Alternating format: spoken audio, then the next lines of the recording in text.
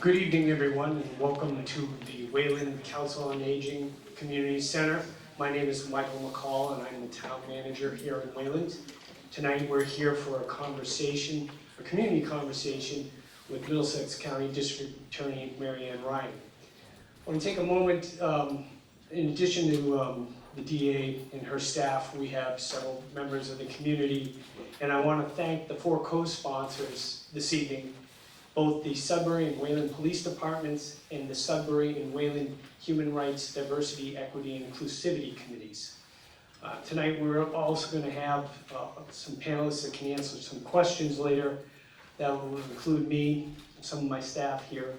We have Superintendent David Fleischman, his Assistant Superintendent Betsy Gavarone. We have members of town committees here. I have members of my select board, Chairwoman Carol Martin, Doug Levine, and Bill Whitney. We also have Representative David Linsky, who represents Wayland and Natick here this evening. We have members of our DEI Commission, Karen Blumenfeld and Heather Pinot, and other members from a variety of different stakeholders here in the community for this important conversation.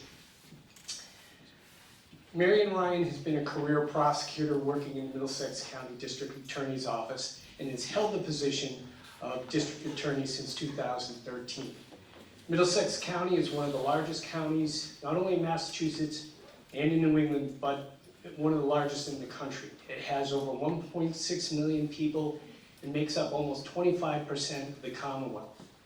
And she's worked tirelessly since she's got into that position to ensure that her office is the most effective, transparent, and proactive public prosecutor's office in the country. She is a product of Somerville, growing up here in the Commonwealth of Massachusetts, a summa cum laude graduate of Emmanuel College, and she is a cum laude graduate of Boston College. When I was a younger man and a prosecutor, I had the good fortune of working with her office up in the Lowell District Court region. I should also mention that we also have Chief Edward Berman of the Wayland Police Department, who will be here also to participate in the conversation. So without further ado, I would like to welcome up Middlesex County District Attorney Mary Ann Ryan for this important conversation.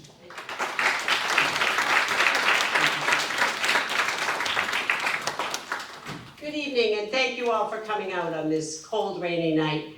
We're going to talk, and as many of you know, this is a conversation that was scheduled back in October that was moved to today. And the conversation we're going to have, and what I'm going to lead us through a little bit, is really about what is a hate crime, what happens when something occurs, how does it get reported to us, and then what's the process that we go through, both in terms of investigating the incident and then figuring out, based on what we've learned, what we're doing moving forward with respect to a particular charge, if we have enough to do that, and then what we're looking for in terms of disposition.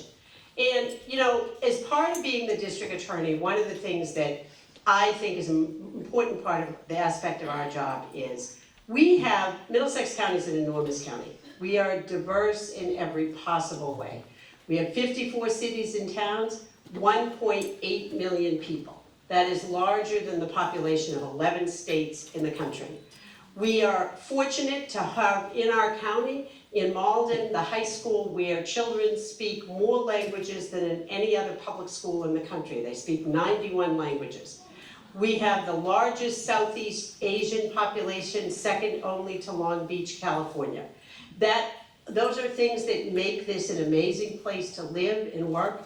They also make it a place where we are very fortunate in that we qualify for so many kinds of studies and grants and things that allow us to do things better, because whatever someone's looking for, we have a community that fits that bill.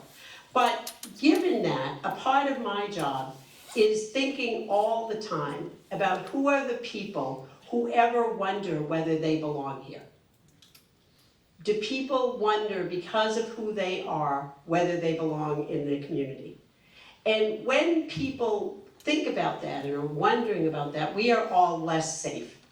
So a lot of our work around these crimes is about addressing that fear.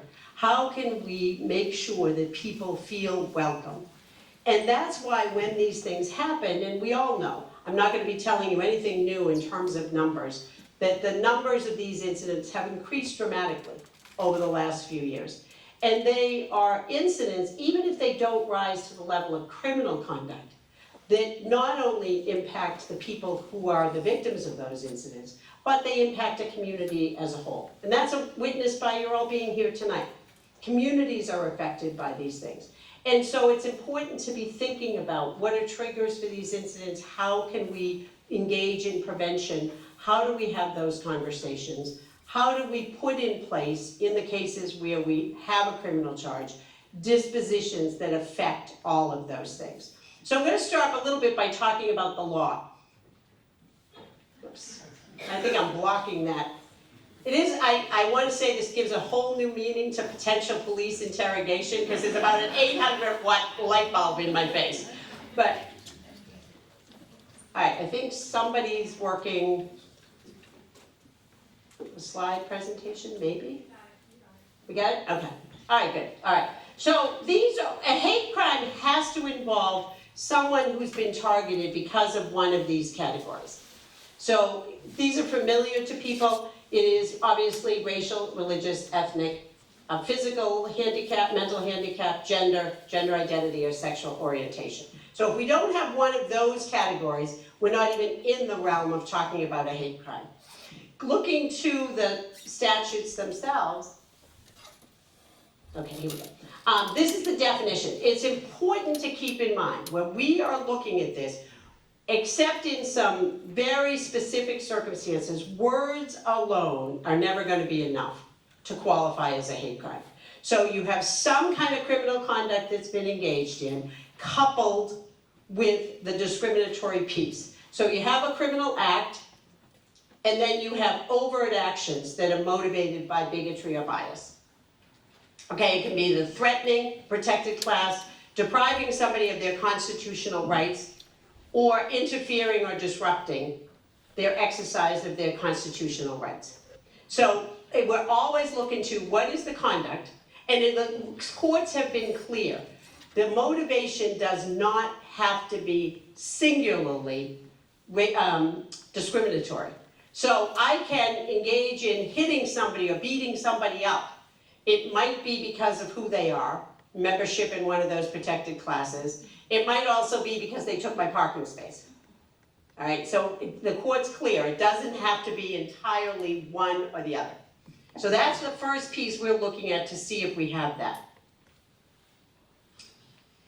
The first is the Section 37, probably the one that people hear about the most, the violation of constitutional rights. You've got to have number 2, the force or the threat of force has to have occurred. And you have to have somehow interfered with or attempted to interfere with another person in the exercise of their free right. Going to school, perhaps, going to work, living in peace in their house. You have a constitutional right to those things.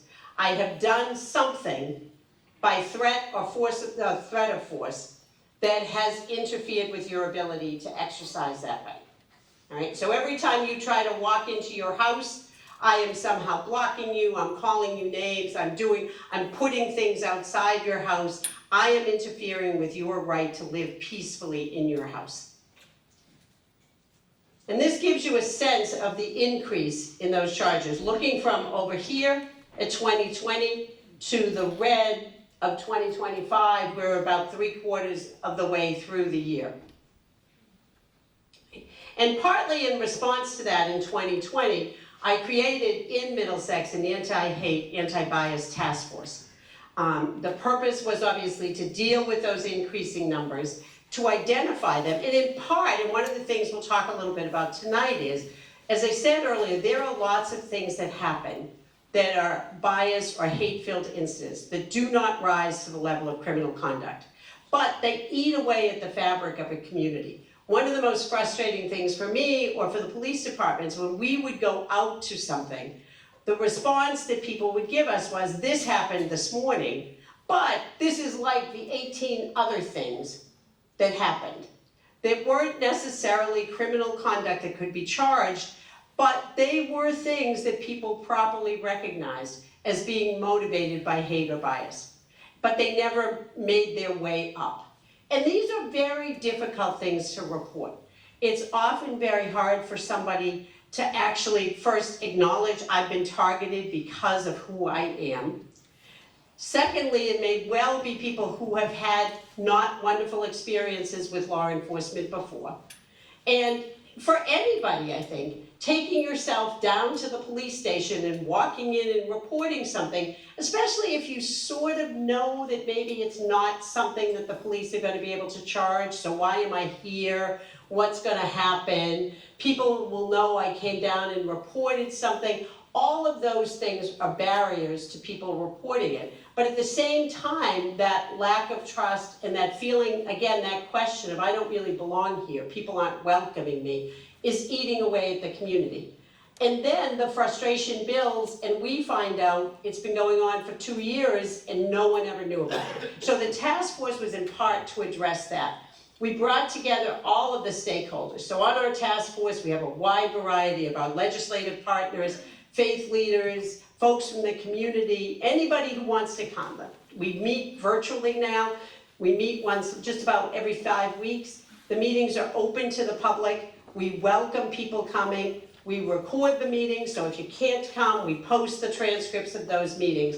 And the reason for that was these key actions. First of all, that we would be able to respond quickly to an incident, that we would be able to recognize things for prevention, that we could do community outreach. And one of the things that I have been a big supporter of for a number of years and helped to write the legislation in Massachusetts was around restorative justice. Because the impact to the community can often be well addressed using restorative justice practices, in addition to whatever else we may be doing about an incident that took place. And this gave us a way to get quickly in there. And then our approach has really been education, prevention, intervention, enforcement, and legislative advocacy. And I'll talk a little bit about some of the legislation that we have pending. And the goal was obviously to have communities working with us to confront incidents of hate and bias. So that task force has been up and running for 5 years now. We have done a lot of education, we've done a lot of prevention work, a lot of being involved in communities in response to things that have taken place. And you can see with respect to the categories of things, and I know this is very small, but blue is race, so racially motivated incidents. Green is religion. The gray is ethnicity, the yellow, gender identity, orange, sexual orientation, the brown is gender, and this orange at this end is other. So something that doesn't fit into any one of those categories. But you can also see that growth in those, growth in all of those. And we also, one of the things that we wanted to do was give people a way to report things that they were seeing or that they were being targeted by. So we created an online form asking people when you either were targeted by something, when you saw something, to fill out that form and submit it to us. You can either identify yourself or you can submit it anonymously. That gives us a better sense of what's going on in the community. We review all of those. If people have provided their identification information, we reach out to them to get more details, to see if we can be helpful in some way. I'm in communication with our police chiefs about what's happening in the community. We're talking to other stakeholders, faith leaders, thinking about these things are going on, how can we be responding to that? So we've encouraged everybody to use these, to spread them around to any groups you're involved in. You can take the QR codes, just respond there in a couple of different languages, just to give us a good sense of what's happening across the county. And then I want to give you a couple of examples of the bills that we have pending. So, as is always the case, when legislation gets written, it goes through a variety of changes and formats and different committees and all of those pieces. And also sometimes, especially when you're writing some newer legislation, you don't know until you start to live into it what are going to be some of the issues with that legislation. So for instance, one of the bills deals with people that, if you commit a crime, and if you are convicted of those crimes, you are required, as part of your sentence, the judge must impose an education program as a piece of that, right? That's a great thing. It's good for prevention, it's good for those conversations. Sometimes, especially when we have someone who has no record or they are younger, we don't necessarily want to have them have a conviction on their record. We want them to take responsibility. We might be giving them some pretrial probation. We might be giving them a continued without a finding. That does not mean that they would not still benefit from that education program. But the way the statute was written, it said that the judge is to impose it upon conviction. So assume we have a young defendant who has no prior record, we give them a continuance without a finding, which means if a certain period of time they stay out of trouble, then their case would be dismissed, but they still should have that education. And judges are not required to do that. So this bill would include that. Whenever somebody's taking responsibility, whether we shouldn't have to give them the conviction to get them that education piece. So this would add that. So that's a bill, and I know Representative Linsky is here, as he so often is, being a great partner on these issues, but you know, some of these things that I'm talking about that are so needed, feel free to reach out to your legislators. That's how we get them passed. And legislators are busy and there's lots of bills up there, but when you can call attention to something you're interested in, that's helpful in getting it passed. So that is one piece of our legislative effort. This is the second, and this one has become such a problem for us, and it was clearly never intended to be the case. So this piece of legislation prohibits somebody from damaging your property in a hate-based episode. And you are entitled, if that happens to you, to be the victim of a complaint. And you are also entitled, if the court orders it, if there's been a conviction, to restitution. What got left out was that the way this is written, you have to own the property. So I'll give you a couple of examples. I rent my house. I come out and there's some terrible thing that's been written or painted on the door of my house. I'm not the owner of that property. So the victim, the victim in that case has to be the owner, who may or may not want to be involved in going forward with the complaint. Right? Where it has particularly become a problem for us across Middlesex County, we have 21 colleges and universities. If I live in a dorm and I come and find my dorm room damaged, I don't own that room, obviously, I'm the student. The college may or may not want to be involved in a prosecution for that matter, right? Obviously, something that nobody intended. Where it has also become an issue is, it happened actually in my own town, people living across the street from an old publicly owned building, town-owned building, right? Things written, terribly hateful things written on the side of that building.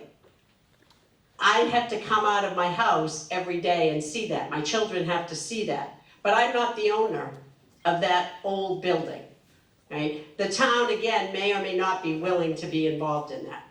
And the second piece is the restitution, which a judge can order, it's not mandated that whoever gets that restitution, in this case it's still the owner, that the owner use that restitution to remedy the harm. So I'm the tenant, somebody paints something on the fence outside the house. Best case situation, the case is investigated, someone gets charged, they're convicted, they're ordered to pay the restitution, they pay it. The furnace has gone the week before, and the landlord uses that money to replace the furnace. All right, they're not required to do that. You can see the similarity with that town building that I spoke of. Restitution gets paid to the town. The town's got a million things it needs to do. It doesn't necessarily have to take that money and repaint that old building. So this would change both of those. It would allow the person who is actually the tenant or the target of the abuse to be the victim. And it would require that restitution, whoever it got paid to, would have to be used to fix the harm. So those are two important pieces of legislation. And then this is just to talk about some of the, we talk about numbers because that's part of how we measure our work. And when, for instance, the press calls us or someone else calls, they always want to know how much of the crime's going up and what's happened and what's the number from last year to this year. And we do that because that's a way to measure where we are.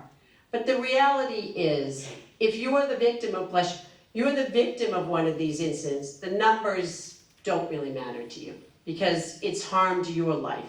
If you live in a community where these things are happening, it doesn't really matter to you what the statewide picture is. So I'll talk just briefly about this. The estimate is that there are about 250,000 hate-based incidents every year across the country, and that probably less than a third actually get reported.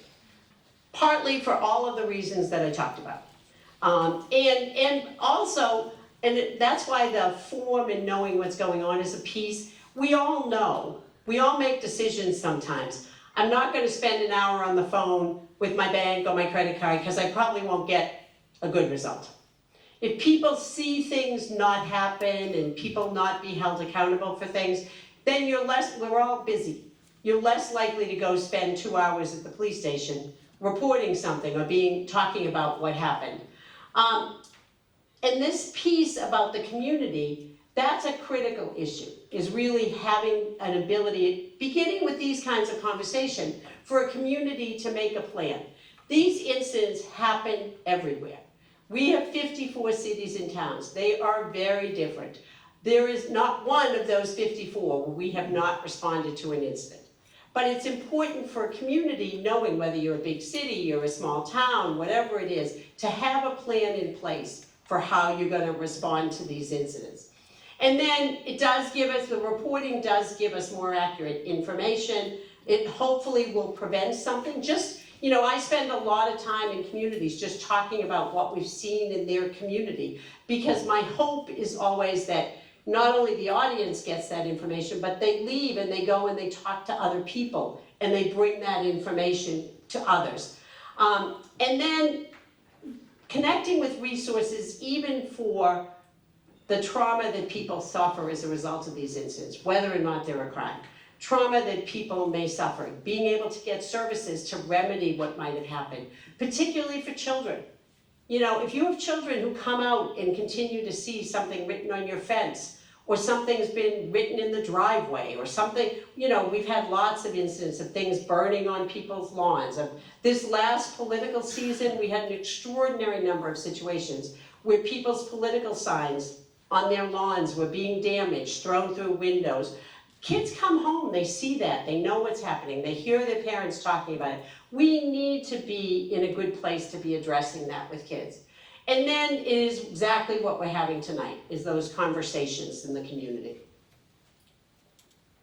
And then this form, again, we'll leave plenty of these to have people have the code to be able to make those reports to let us know what's going on in the community. And I think we are, although it says questions, but I think what we're going to do to keep us on track is leave the questions to the end. I'm turning it back to the town manager. Thank you, District Attorney Ryan. She will be here as a limited part of the program. We will have a question and answer later, and I neglected to mention that our town moderator, Miranda Jones, will be here later to moderate the questions. Next up, you're going to hear from our superintendent of the Wayland Public Schools, David Fleischman. And I'm happy to say that I've had a great working relationship for the last 2.5 or so years with Dr. Fleischman. It's important in a community to have that partnership between the town and the school.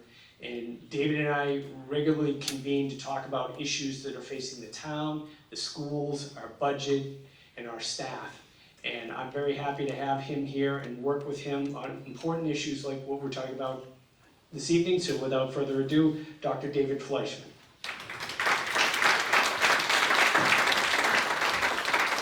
Thanks, Michael, and good evening, everybody.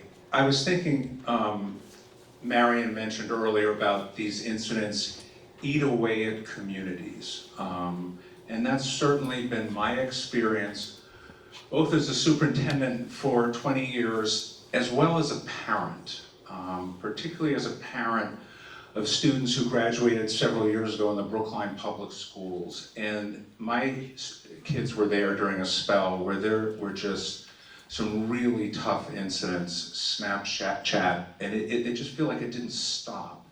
And I would get so many questions from community members and parents, rage, anger, why is this happening here? What's the matter with this town? What's the matter with these schools?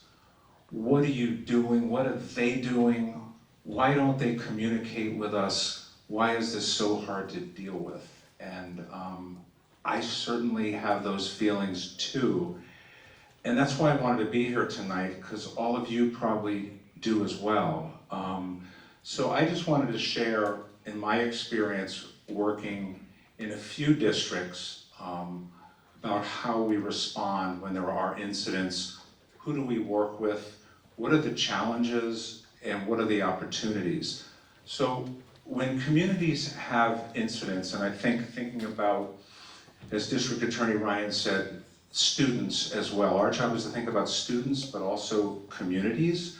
So we established last year in the Wayland Public Schools a non-discrimination protocol, which outlines what are the steps we should take when we have incidents. And I think that all communities and districts have incidents, certainly in the 54 communities that you were talking about.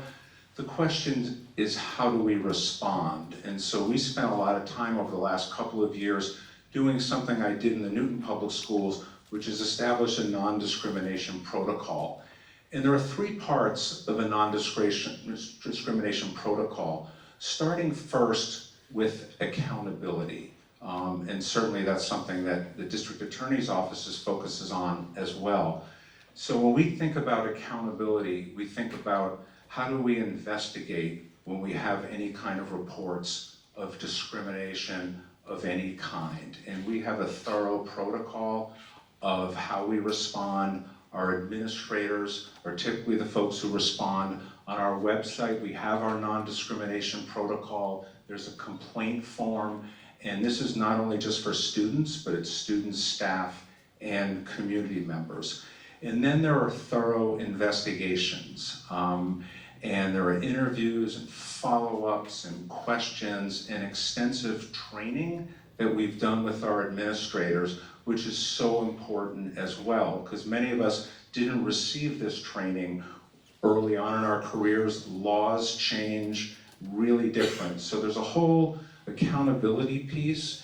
And then there's an investigation. And then we have different, obviously we're governed by different policies than a district attorney's office, but then there's determination of findings. Whenever you do an investigation in a school district, there are findings.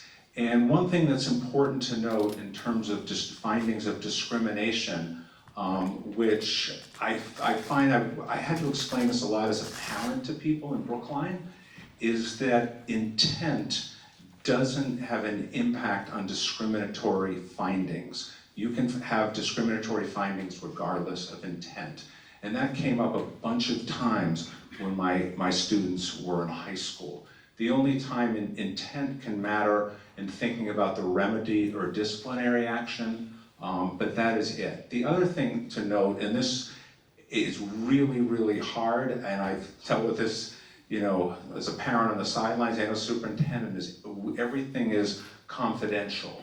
And that's really hard sometimes, depending on the emotion of a community. Certainly district attorneys face that in terms of dealing with juveniles and minors, but that's just something that we really should be aware of. But accountability certainly is really, really important, and that's the first step. The next step, and this is so important because we are in the learning business, and learning is really, really important. And there are multiple ways, and I think I named accountability, learning, and healing, and they go together because there's a lot of healing that needs to be done in communities after we've had incidents that have a real impact on communities. And I think what's also harder today, Mary, we talked about this earlier, where early in our careers, just the social media piece is just really challenging in terms of investigating. It's hard in terms of education. That is a whole new piece to this. And so much of we end up investigating in schools related to incidents involves social media. The one that I was referring to in my own kids' high school in Brookline, Snapchat, and the impact of that and what that did to a community in Snapchat videos was incredibly challenging. And then in terms of the learning aspect, we do that in a number of ways. Certainly we think of curriculum in schools, in the Massachusetts frameworks, and what do schools do, which is very, very different than when I started teaching in New York State in terms of the focus on different kinds of history. For example, you might study the Holocaust, but today there's a focus on contemporary anti-Semitism as well. That's true in thinking about racism. You certainly would historically study the 3/5 Compromise, Jim Crow, but redlining, what does that look like? And certainly George Floyd in terms of American history too. You go all the way up to that. And certainly as we think about, after all, we're humans and being human. And Latoya Rivers, you and I talked about that, our Medco director, about being human. And that's so important, teaching humanity. And we do that through literature at all levels of schools. And when I think about how different literature is today and what students experience than it was years ago, it teaches empathy and everything else we want, perspective taking. And that's important. And we can always do better in that area, but in my experience in the districts I've worked in, it looks very different today than it did years ago, and we have more work to do. And we were all students, and we probably see that. And then healing, which is so important. And when I talk about the hardest part, I think about healing and responding. And I've experienced this both as a parent and as a superintendent. And Todd Whitten is a community member in Weston, who's an assistant principal. Todd's here, new resident to Wayland. Todd and I were talking earlier about the pressure, and Weston's had some incidents lately, anti-Semitic incidents you probably read about in the media, the pressure to respond immediately. And let's do something right away. And we totally understand that need. And then there's the need to be thoughtful and planful, especially when you're talking about dealing with hundreds of kids and adults, and doing it in a really thoughtful and planful way. And that's the work ahead, is doing some of the short-term work, but the longer-term work. Who do we bring in from the outside? Restorative justice, which you were talking about, Marion, our hate crimes grant that we have, we are working with teachers on restorative justice in circles, and that's something we're certainly talking about at the high school. How do we use circles with our students, with our athletic teams? And that's really, really important, giving students a chance to process, but also to learn some content in terms of history of symbols and what they mean, and different historical content. That's really, really important as well. That healing aspect involves adults, students, and community. And those conversations are taking place right now. Certainly, what's unique at a high school is involving students in the process. Students at Wayland High School took a survey this morning. What's working in school, what needs to be changed, questions about school values. And the older you get, you need students as partners. And part of that is building trustful relationships with students and adults. It's also getting adults more comfortable talking about things like race. Not easy to talk about. Some adults, like in my social circle, some are much more comfortable than others. That's true everywhere. Certainly that involves professional development, which is really, really important, and comfort and conversation, and that work needs to be ongoing as well, because the students pay attention in terms of what we teach about, what we talk about, and that's something that's really, really important. I know we want to get to, I'm going to turn it over to Miranda, because I have a rule. I can only talk for like 10 minutes because I'm used to teaching and technology. So we'll get right to questions. But I hope tonight is a start of the healing part that takes a while in communities, in my experience.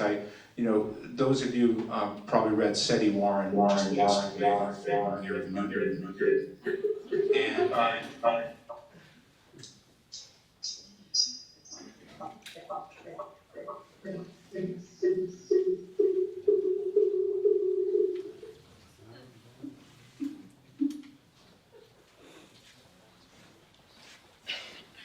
are we good? Yes.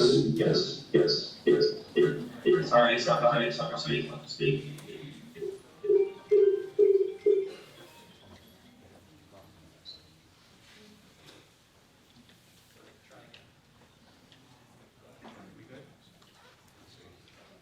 can't hear you. I'll speak loud. So I just want to, Seti Warren passed away, and one lesson I took from Seti is the lesson of engaging and listening.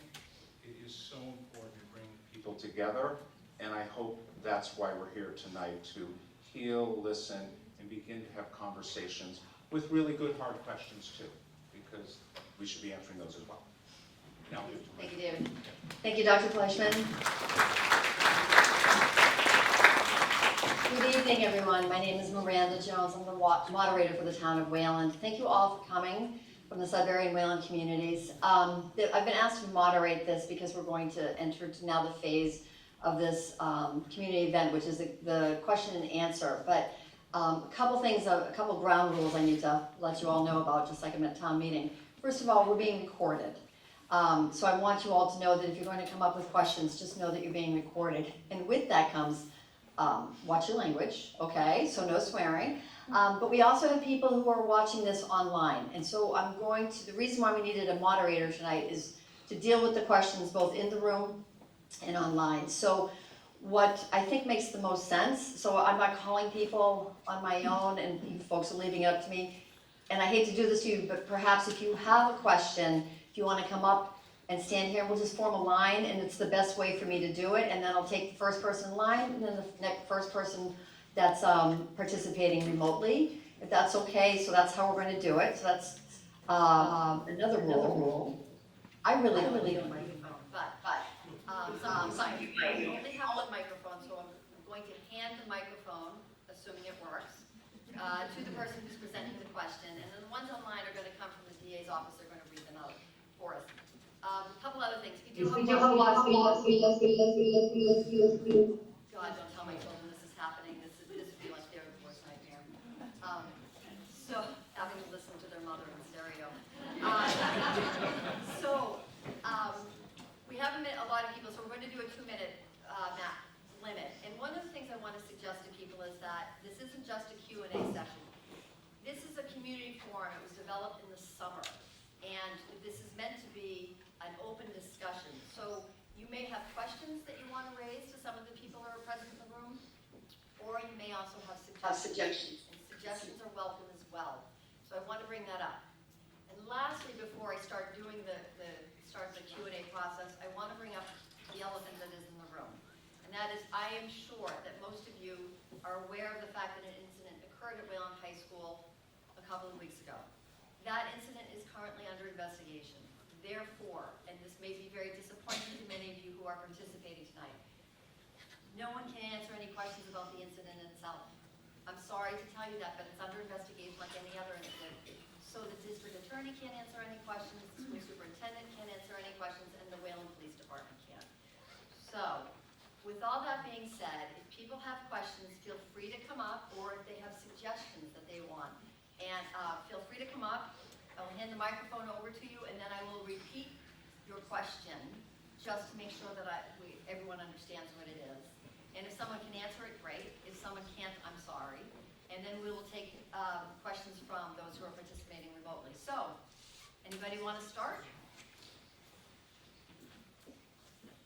Do we have any questions online? I'll start. Thank you. I don't like to. Come on up. Yeah, okay. So I'm Jack Lurie. I currently attend Sudbury United Methodist Jack. Oh, what, the microphone's not working? Good. I'm Jack Brewer. Hi, Jack. I'm a member of, It's working now, Jack. Sorry. This isn't my forte. see, the sorry. devil is always around, believe me. No, seriously, folks. Come to church next Sunday, we'll tell you about it. Yeah, I'm at Sudbury United Methodist Church here in Sudbury, 3 miles up the road. I'm a former prosecutor here in Middlesex County under Scott Harshbarger. I started under Delon in Norfolk. And as God would have it, I was the attorney that represented the young man who was accused of harassing a fellow student at Weston Middle School. Some of you remember he recorded a song referred to a Nina, which is rap slang for a gun. And there was a child named Nina there, a friend of his. But anyway, I've had a background in this. And it's just ironic that this was scheduled before the incident at the high school.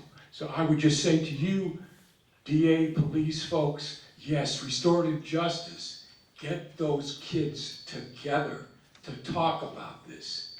I'm available, I'll give you my number, etc.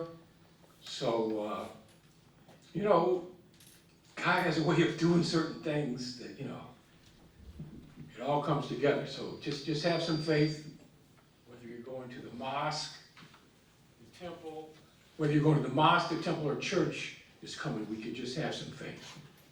Thank you. Thank you very much, Jack. Appreciate that. Seems like we have a lot of former prosecutors here. I am also a former prosecutor from Middlesex District Attorney's Office. So, do we have any questions online?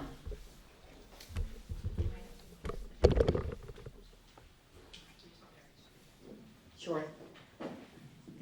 One question, an issue of concern, if people choose to do these things rather than be a decent human being, they seem not to have any fear. What are thoughts on consequences from their parents or guardians, consequences from schools, consequences from law enforcement? Why is fear lacking? There's been some issues in the past that didn't seem to face severe consequences as they should have. Could that be part of the problem? So to rephrase that, it's the question has to do with lack of consequences. People seem to not fear consequences, whether it comes from their parents, from the school, or I would say the criminal justice system as well. Does anyone wish to address that or talk about it? I can't speak to why people may or may not fear the consequences, but I think it's also important to think clearly about how that is separated. So many times there is an incident that takes place at the school. The school is responsible for what those consequences are, whether it's discipline within the school, suspension, whatever, removal from school, whatever it is, whether it involves athletics and whatever might happen with a child being involved in sports. All of that is separate and independent. That is the domain of the school. If there is something that rises to the level of criminal conduct and someone is charged, we in our office take a very holistic approach to every case. I believe in accountability, and I also think that we are in the business of looking at, number one, what happened, what is the impact of what happened, what do the people most affected, the victim or victim's family, what is it that they want from this process, and then looking at the person's involvement or lack of involvement before this with the criminal justice system. How do we fashion a sentence that does all of those things? Fulfills our core mission, which is the protection of the public safety. So what do we do to make sure that people are safe? What are we doing to change the trajectory of conduct of this person? What is it that they need? Is it treatment? Is it education? Whatever it is. And then what other consequences need to be imposed? I talked a little bit about restitution, I talked about restorative justice. What is it that we are going to fashion to make a recommendation to the judge about what we believe would be an appropriate sentence? Thank you, Marion. Okay. I'm going to see if somebody else has a question. I'm not going to read that yet. Hold it here. I'll give this back to you, Jack. You have a question. Please come on up. And supposedly if you stand under here, you'll be heard. No, you get feedback from the speaker. Oh, okay. That's what it is, okay. Right, where am I? Right here. Right, that's fine, that's fine, see how we do. My question is, I've been here through at least like the last 15 years in the multiple incidents, and we always hear there's gonna be an investigation, and then we never hear anything else. So it's as if it just disappears and nothing ever happened. So for those of us who aren't even attached to the school, you know, we're stuck with rumors or whatever our neighbors are telling us. But it's also, you never find out what happened or if it was resolved. And I know on one thing, I turned in a FOIA request, and when I got back from the school was 2 pages of completely blacked out material. You know, I mean, for me, it's just infinitely frustrating to ever be assigned to a town where we keep showing up as, yeah, we're a bunch of racists. It's like, well, not all of us, and I'd really like to find out in the end. So my question comes down to, at what point in the investigation does the rest of us, the public, get to find out anything? Fair question. Dr. Fleischman, would you like to answer that? Thank you. You know, I talked earlier about what can be so frustrating and enraging is schools are not able to share because of federal privacy laws. And that can be incredibly frustrating. So if you do a Freedom of Information request or a FOIA request, the reason those were redacted is because those are student names. And we are required to do that. So that is not something that's optional. And actually, on the criminal side, certainly you have some, there are issues as well, and that's a whole different story. But it is solely, we are just following the law.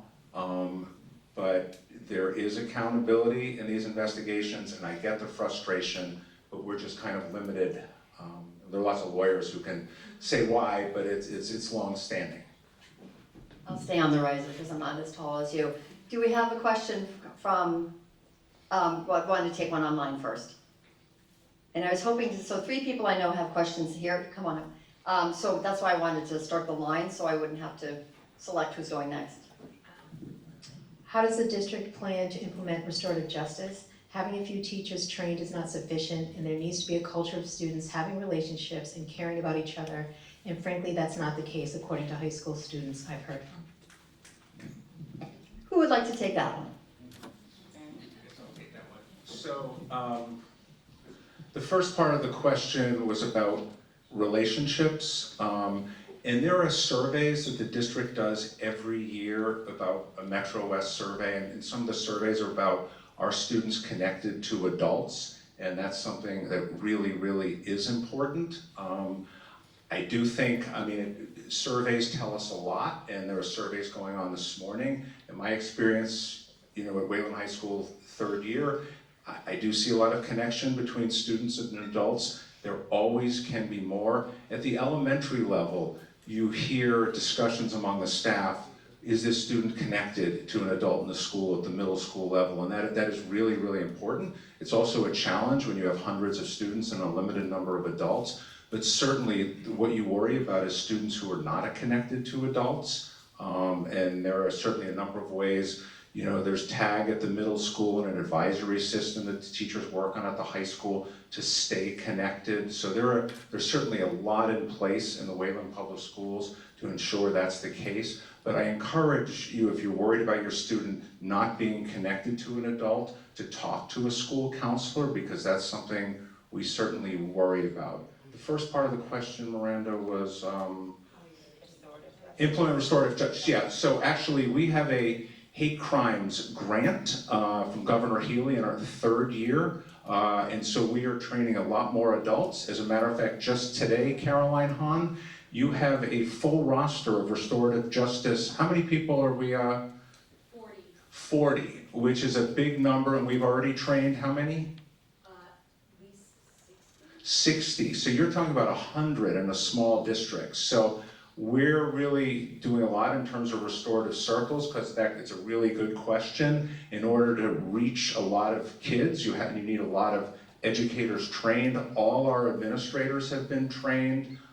We may look for additional funding to get more because it's the end of our state grant. So we will figure out a way to do that. But great question, and we're certainly training a lot more people. Thank you. Would you like to come up with your question?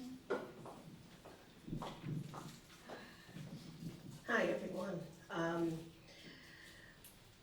You said 2 minutes, right? I don't- Okay, thank you.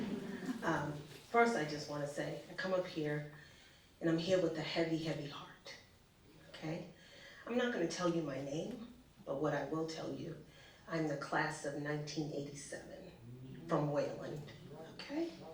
I take pride, and I've always taken pride in Wayland, okay? But I will also tell you another part of who I am, and I know that we're not touching the topic, but I am the relative cousin of Jaden Taylor, okay? And all I will say is, he was quite happy to know that his big cousin was an alumni of Wayland, okay?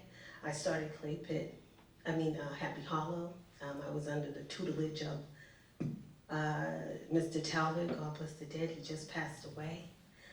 But what I will say is, and my question is, there's definitely a disparity on how issues or hate crimes as it relates to swastikas, Jewish families are handled versus black people, okay?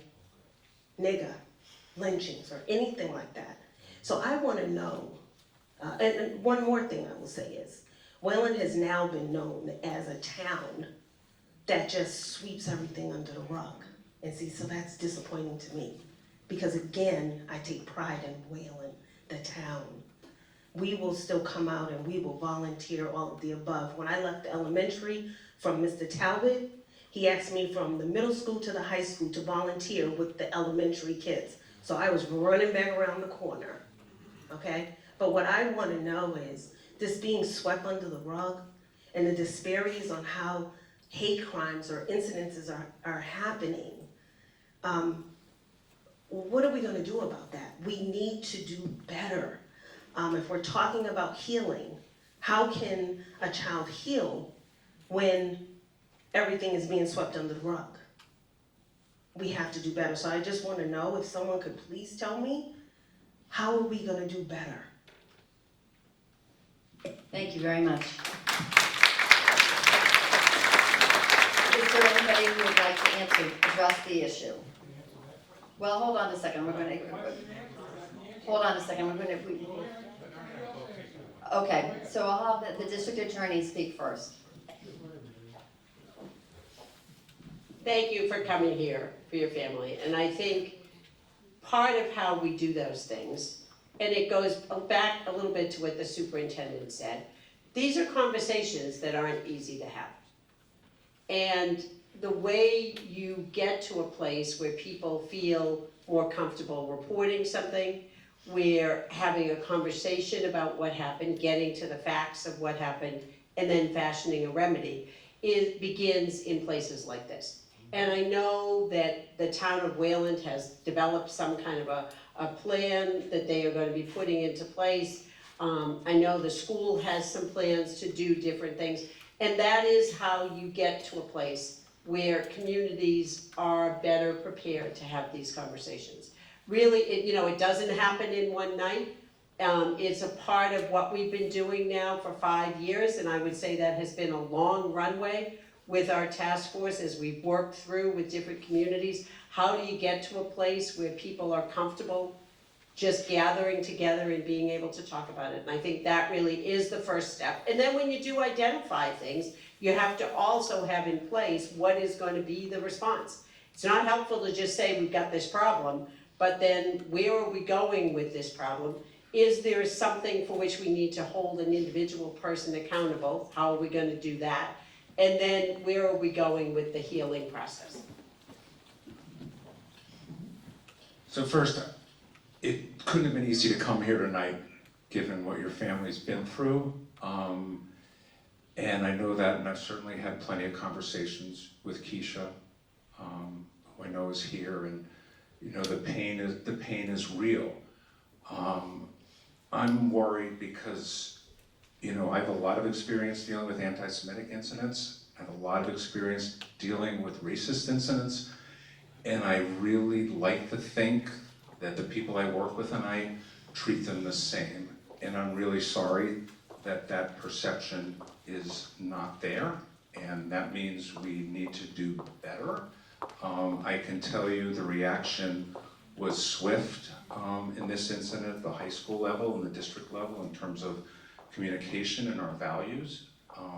And we've got to keep working, because one thing we know right now is incidents of anti-Semitism are at an all-time high, and incidents of racism are always high. So that means it's together. We've got to figure out how to do better as a community and make sure that all people feel welcomed and included. And I will say that that is a real challenge right now in this environment. I mean, I feel like when I talk to superintendents, we're swimming upstream. If you look at the national environment right now, people in leadership kind of excuse some of this behavior, and that's really hard for us. So I think at the local level, and the state level, and the county level, we've got to do better, because this is a really, really tough time. Thank you. Oh, I just want to thank the previous speaker for the question. As the town manager, it's difficult. We run the day-to-day administration, but we have partners and stakeholders, and I have the support of my board here. I would say that we are trying our utmost best to be transparent. This is why we're having events like this evening. Our board has sponsored a community life and engagement study, an equity assessment, and we had an outside consultant help us look at how we can do better. And we're working with the HRDEI committee on how we're going to implement some of those recommendations. We partnered with the Department of Justice to do a spirit workshop and developed a spirit council here, where we engaged a lot of people from the community over a series of meetings to identify ways that Wayland can be better. We don't want to sweep any of these issues under the rug. They're very important, and that's why we're here. And some of the residents in Wayland know that I hold regular office hours because I want to be transparent. I want to hear the tough questions so that we know how to better respond. And I'd like to say, working with Dr. Fleischman, and we have Chief Ed Berman, who's been excellent at community relations. And we try and strive every day. We're working with our staff to go through training to be better equipped to handle certain situations. And we know we can do better. And if we didn't want to, we wouldn't be here. We want to listen, we want to respond, we want to do better. And we have the framework in place, and we will continue to do that. And we'll continue to listen. And I do know from the perspective of both District Attorney Ryan as well as Dr. Fleischman, we've had a series of events. Some of them happen in different, some happen on school grounds, some happen in public places. So they are handled differently, and there are privacy issues that go with those. So sometimes people don't always get the answers to the questions that was asked before. Why don't we hear that feedback? But I commit to you that I will work with the stakeholders here, Dr. Fleischman, Chief Berman, and we will be more responsive. Thank you. thank you, and remember again, I have to be considerate of the fact that I'm trying to get as many people heard as possible. The next one would come from, are there any more questions online? Thank you. And then, Level and within the justice system. And while I support restorative justice, given the gravity of the incident, and in any case, the student who was targeted may not want to participate in restorative justice and should not be forced to. What is being done to ensure this student and other students at Wayland feel safe? did you hear the question? Okay. So in any situation, and Dr. Fleischman mentioned this a little bit, the first stage is we're doing an investigation to find out what the facts are.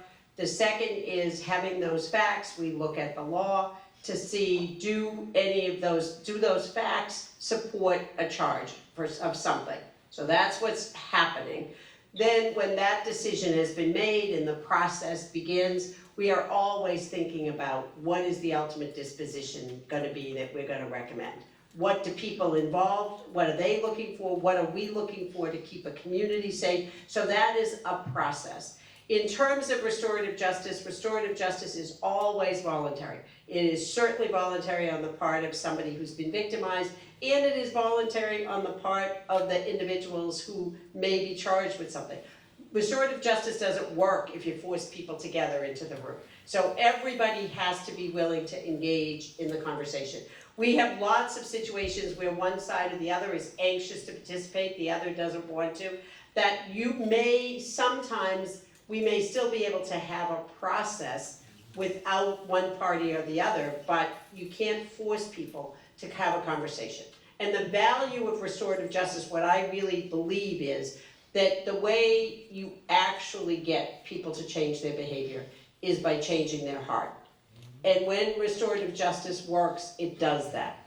It causes people to have conversations, to listen, to come to a different place. You cannot force that on anyone. So no one can be forced into that process. I'll be real quick. It's such a good question that fundamentally, students can't learn unless they feel safe in school. So the first part is making sure that all students feel safe going to school, particularly of those who are impacted. So that has to be the first step before any restorative work is done. Thank you, Dr. Fleischman. And you're next? Thanks so much. Jano Mendler de Suarez. I'm a member of the Human Rights, Diversity, and Inclusion Committee. So my question also has to do with safety and security. And I can't imagine how parents are sending their children to school in the aftermath of the latest incident. But I'm Wayland, class of 73. And honestly, I haven't seen the kind of transformation within our community that I've been hoping for since I was a Wayland High School student. And my question for you really has to do with a larger kind of social disconnect. I feel as though there's a lot of cognitive dissonance.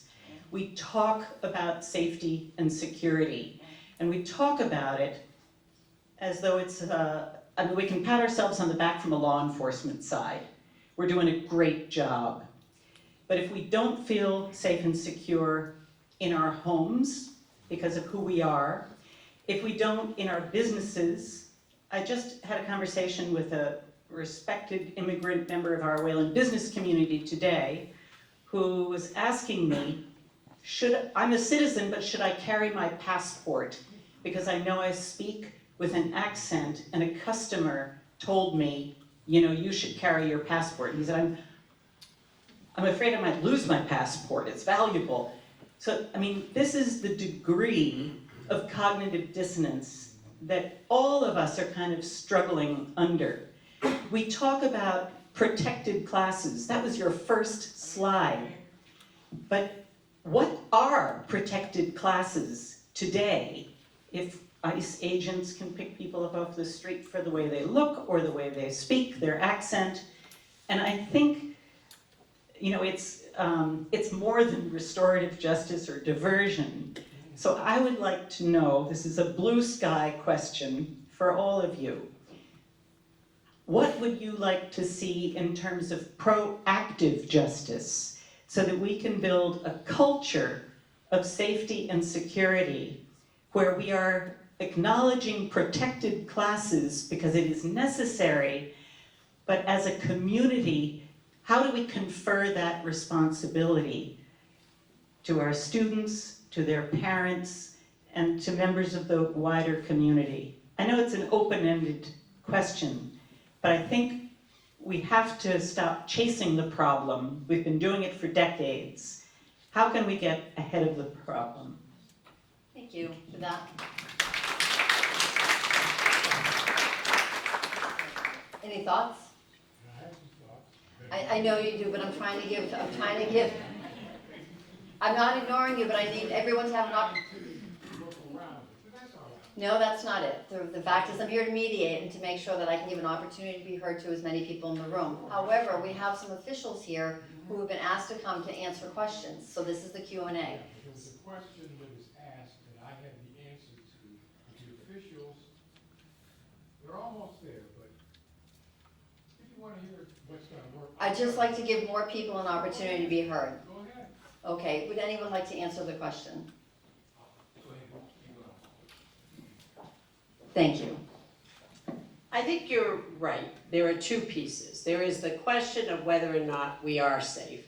And the good news is, we live in this county is very safe. So that piece, if you look at the numbers, if you look at what happens, this is a very safe place. Everybody knows, it's not just whether you are safe, it is whether you feel safe. And that is a very different question. And that feeling can be changed by a single episode. It can be changed even by a rumor about something that has happened. And there is no secret, we live in a time when there is an overlay of things that are happening that have made many members of our community feel unsafe. That is a piece of where we are. So I think that is a separate issue. Who's coming into our communities, what policies are being enforced in our communities, which has had the impact of making many members, legitimately or not in our community, who legitimately or not should be afraid. And that is the same as when you have these kind of hate incidents. That's why we have to do the work and we have to address it. Because whether or not you are a member of a protected class, whether or not you are a citizen, everybody is impacted by some of the policies that are going on right now. And I feel that's something we need to be addressing in every community. And we are doing that, I think, fairly effectively here, given what we are able to do in terms of what the national policy is right now. Yeah, I ditto on our national policy. I think, let's acknowledge when you're working or going to school in a predominantly white district and you're not white, that's really hard. And when incidents happen, it's even harder. And so that means that all of us have to be comfortable in talking to our kids about social justice, about race, about discrimination, about the world today. And it really requires also a partnership with the home. We've been talking a lot about schools, but it really requires all of us together to do better, because we can't do it alone. Thank you. So do we have another question from online? Remember I said I was going to alternate, so that's what I'm trying to do. Is it unreasonable to expect feedback as to whether or not an anonymous student was expelled? Couldn't schools share generally the actions that they're taking to educate the student body, perhaps mandatory education about hate symbols, such as mandatory education on hate symbols? Thank you. Did you hear that? Okay. I think one was about the disciplinary question, and unfortunately, I know this is enraging, but we're just not able to do that. I see all kinds of lawyers are nodding. What we can do is communicate. Okay. What we can do is share about what we're doing from the education side, and I think you'll see more about that. And I know our history leaders think a lot about that as well. In 8th grade, Wayland has a really unique unit where they study school segregation from Little Rock through Boston, where we are today. That's really, really unique in terms of history. And it's really important that parents and family members know the work so we can reinforce it. Thank you. Please. Hi, I'm Robin Jones. I've been in Wayland for over 20 years with my family, and I also have a blended family. My only question is, this is not new. So what's been going on, what went on 2 weeks ago, just unacceptable. What's been going on for years as MECO host parents, we know what's been going on. Why is it that it's taking so long to get stuff moving? We have these studies and consultants, and I'm so happy you're doing all of that, and I respect everything you guys are doing in the community, and you work hard. I'm so grateful for that. But why is it taking so long? How much time do we have to wait before families need to get together, before kids need to start having conversations and talking? It's just taking so long. This atmosphere that we live in, this political climate, that started way back in 2015, before the election. So, I just don't know why it's taking so long. How much more time do we have to wait? Anybody want to field that question?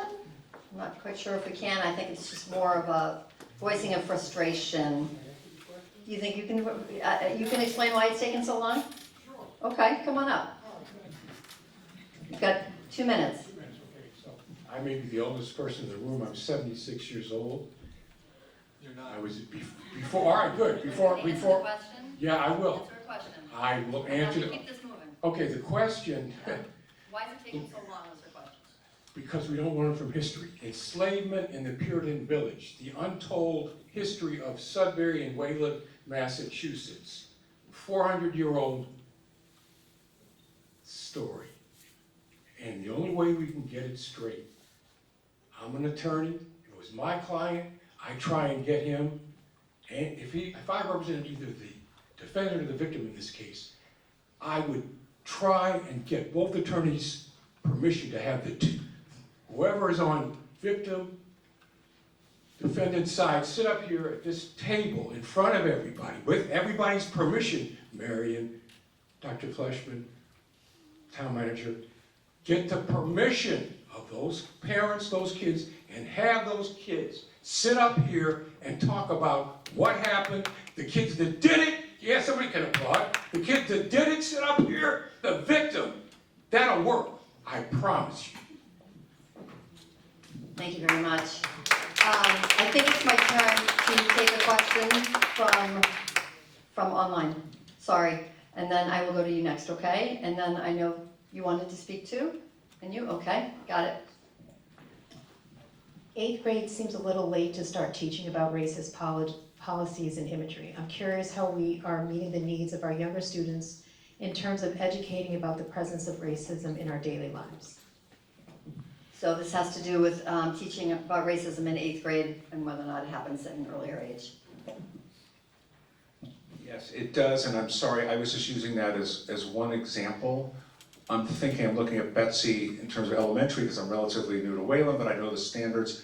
5th grade, certainly there is a unit. Earlier in the curriculum, We begin to build vocabulary around race and racialized language. I know Caroline worked really hard with the elementary team. yeah, take it. I can do middle and high. I know very well. She'll take it. I'm so sorry, Todd. Hi, my name is Betsy Gavrin. I'm the Assistant Superintendent of Schools. I have worked in Wayland since 1998 as a teacher and then an administrator. I know Caroline Hahn, our Director of Diversity, Equity, and Belonging, has worked really hard with the elementary school team to weave in the social justice standards. There's units beginning in kindergarten, Justice for Play for Justice. Play for change. Play for Change, thank you so much. It is a social justice unit, but even at the very earliest ages, we're trying to begin to build awareness, build vocabulary, build understanding. Throughout our curriculum, we are also looking at ways in which kids see themselves in the curriculum, see who they are, show up through authors that we read, through characters that they study about in novels and things like that. So we're always looking for both windows and mirrors so that kids see themselves and learn about others and really build empathy as well. Thank you. Next question. You want to come up? Thank you. You're welcome. Hi there, my name is Stephen Cass. I drove from Cape Cod to speak tonight. I was Wayland's athletic director 10 years ago, and I can speak to the challenges of standing up to discrimination at Wayland better than anyone. During my 2 years as athletic director, I saw some of the worst gender discrimination you've ever seen. Students, parents, coaches came up to me, and if they got to know me, they would tell me about this, and I could see it myself. And I kept raising the issue, because that would deal with subtle threats implicit threats from some of the coaches if I didn't continue on as usual. For speaking out, I was fired. I ultimately won a whistleblower lawsuit in federal court against Wayland. As my situation became public, I learned that Wayland had covered up a rape by their star football player. Their varsity hockey coach had sexually assaulted a student. A little girl was sexually assaulted by a wrestler. She spoke out on Facebook. And because I kept speaking out, I was subjected to a bogus arrest by members of the Wayland Police Force who happened to go to high school with Wayland's football coach. It became a sham trial. I was found innocent. Boston Globe Spotlight team spoke about it. Eventually I won a whistleblower lawsuit in federal court. Lost my home, my career, my retirement, my whole life. Okay? So I know better than anyone about what Wayland's all about. Okay? Your Medco director, your athletic director before me, your superintendent, who are all black, they were all fired. But yet all of these white police officers and administrators who did far worse things, nothing has happened to them. Okay? What has happened here has been going on for years. The bad people get away, the good people who try to make things better suffer. I'm going to read a couple quotes from some former Wayland graduates. Yep, okay. Class of 2008, regarding my situation, email to the superintendent. I'm so tired of the fear that grips this town. The notion that speaking out against blatant corruption could cost you your spot in the team, your friends, a letter of recommendation, your volunteer positions, etc. I'm disheartened to learn you played a role in this cover-up, to Dr. Stein. I really don't think Mr. Cass deserves to be punished for speaking out when he was the only one brave enough to do so. Okay, this is the little girl who won her lawsuit against Wayland for being raped by a wrestler. Stephen Cass was fired for bringing attention to Wayland Public Schools' various scandals. They have a long history of sweeping things under the rug, including my sexual assault. The way that you can deal with racism is hold white people to the same standard. Deal with things transparently, and don't retaliate against people who are trying to do good things. My senior thesis at Yale was on how to bring the Medco program type model to a city in Connecticut. I've been dealing with this type of stuff my whole life. Okay? This is a bad place with bad people. Okay, the domestic violence roundtable, okay, it all sounds good, but if the administration had dealt with previous acts of rape and sexual assault, Lauren Ashley may still be alive. It's the same thing in this situation. Okay, don't stand up or you'll end up like me. You'll end up with the administration, the police, and other people going against you. Okay. There you go. Give a chance to other people. Thank you for your time. Is there another question online?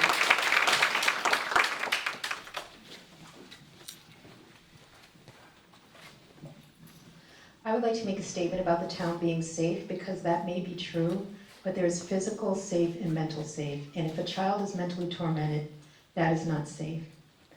Things are not found out unless someone reports it. Children usually talk amongst themselves. Should there be some sort of survey for the children on a periodic basis to determine if someone doesn't feel safe? Thank you. So the question is whether or not there should be a survey for the children to determine if maybe doing it that way, an anonymous survey would allow the children to voice whether or not they don't feel safe. Simple answer is yes. Wayland High School students took a survey this morning. Teachers often survey students in an anonymous way or check in with students. That's really, really important, and I appreciate the question. Thank you. You want to have your question? Thank you. My name is Heidi Ellis. I live in Wayland. I work at Boston Children's Hospital, where a large part of my work is around trying to understand and prevent hate-motivated violence.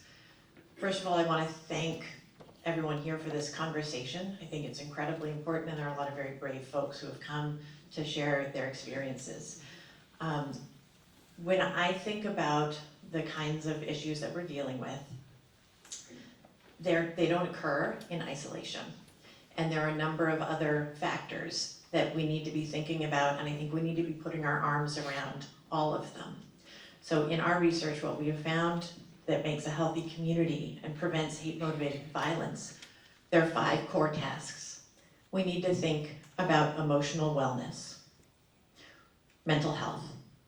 We need to think about cognitive flexibility, how we are able to entertain different ideas, different viewpoints, and be able to see the gray area in things. We need to have fairness and justice. We need to address problematic internet use It is fundamentally part of the problem that we are seeing, and if we don't get out ahead of what our kids are doing online, what they're accessing, how they're using it, and the influence that we're letting strangers have on our children, then we are going to continue to see rising levels of hate and violence. And finally, most importantly, we need belongingness for all. And when I say belongingness, I mean belongingness without othering. So you don't need to be a part of something by someone else being not a part of that. We need to continue to create those spaces for us. So I would put those out there as 5 actionable areas that I think we as a town can put our arms around and really do something to help with. Thank you. Thank you. Do we have, we appreciate the suggestions on that one. Do we have any other questions from online? What is being done to educate and have awareness from different cultures, norms with input from the community? I would encourage school administration to take input from people in the community that belong to different cultures to learn about those cultures and factor that into educational programs that can teach kids how to be human to others. Know more about the community that you live in itself is a good step toward being a better human. Thank you. Want to answer it? Yeah, I mean, I think that getting a community involved in a range of ways is really, really important. There's the curricular side, but then there's special programming in districts that's really, really important, because if you live in a small homogeneous town, there are certain things you just don't get compared to being in a diverse environment. And so we need a whole team of people and a cadre of people thinking about that. And certainly curriculum's a part of it, but in terms of ways to extend the curriculum, that's where the community becomes really, really important. Thank you. Woman of the, right here in the hat. Yeah, I can't tell what the logo is. I can't see that far away. Oh, it's Nike. Either one. I saw. Either way, you're both coming up. So. Here you go. I'm Chanel Daly. I've been in the Wayland district for almost 20 years. My oldest graduated in 2018 and my youngest graduated, or my middle graduated in 2020. We talked about safety here, we talk about this community being safe, but I can assure you, when children are riding on the buses and they're seeing the N-word sprayed on the pool house or a swastika or continued racist acts, is that a safe community? We all have to question that. My children and I, we do like an over and under every year what's gonna happen in Wayland this year. It usually happens around Christmas, but now we're here early. So I worry about the child who has been, that I say is being bullied. All parents, all Boston parents have asked, is there a history of this child being bullied? I heard that last year there was another incident with this child where his jersey was, peed on by a bunch of students. So what are we doing, Wayland? I don't want to hear about the answers. I don't want to hear about the punishment. Like the previous speaker said, I work in medicine. I understand HIPAA. I understand your right, for children to be protected. I understand it. But I also want to say, my son wrote to me, and he said, what is the infatuation to harm Black bodies? For such a small town to have students perpetuate hate to this extent needs to be studied and evaluated. I know they are all not like this, but why is this occurring at Wayland, not surrounding schools? Students being trapped at trauma spaces is Stockholm-like, extending further injustice. Do right by the children. Thank you for that. Are there any other questions online? Sure. There's one more person I want. This is some clarity for the privacy barrier. A hate crime is a crime against not only individual but also community. It does not seem reasonable to hide behind a privacy barrier. Can anything be done? Sounds like a legal question. Can anything be done? in terms of hiding behind the privacy barrier? I think there are two issues. With respect to, once someone is charged with a crime, if that person is an adult, that information is public. Until and unless somebody is charged with a crime while we're doing an investigation, which may not result in charges, that information is not public. When it comes to juveniles, the law is very different. And with the exception of a juvenile who is charged with, as an adult, usually with a murder, there's no information that's going to be released about juveniles. It just can't be. So, and the schools have a whole different set of restrictions. But you will see, and you see every single day in the newspaper, when somebody is charged, the person is a juvenile, so their name cannot be released. And that is frustrating.